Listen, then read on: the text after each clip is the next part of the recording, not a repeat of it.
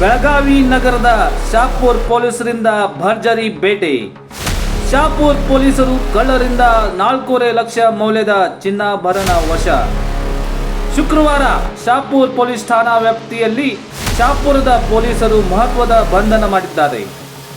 ಸಂಗಮೇಶ್ವರ್ ನಗರದ ಸಮನ್ ಅಹಮದ್ ರಿಯಾಜ್ ಅಹಮದ್ ನಖರ್ಜಿ ಎಂಬಾತನನ್ನು ವಶಕ್ಕೆ ಪಡೆದು ಕೂಲಂಕಷವಾಗಿ ತನಿಖೆ ನಡೆಸಿ 4,47,000 ರೂಪಾಯಿದ ಮೌಲ್ಯದ 74.990 ಗ್ರಾಂ ಚಿನ್ನಾಭರಣ ಜಪ್ತಿ ಮಾಡಲಾಗಿದೆ.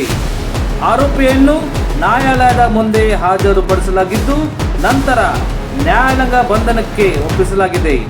ಶಾಪುರ್ ಪೊಲೀಸ್ ಠಾಣೆಯ ಪೊಲೀಸರ ಯಶಸ್ವಿ ಕಾರ್ಯಾಚರಣೆ ನಡೆಸಿದ್ದು, ಈ ಪೊಲೀಸರ ತ್ವರಿತ ಕಾರ್ಯಾಚರಣೆ ಹಿನ್ನೆಲೆ ಶಾಪುರ್, ಖಾಸ್ಬಾಗ್, ವಡಗಾಂವ್ ಸಾರ್ವಜನಿಕರು ಪೊಲೀಸರಿಗೆ ಮೆಚ್ಚುಗೆ ವ್ಯಕ್ತಪಡಿಸಿದ್ದಾರೆ.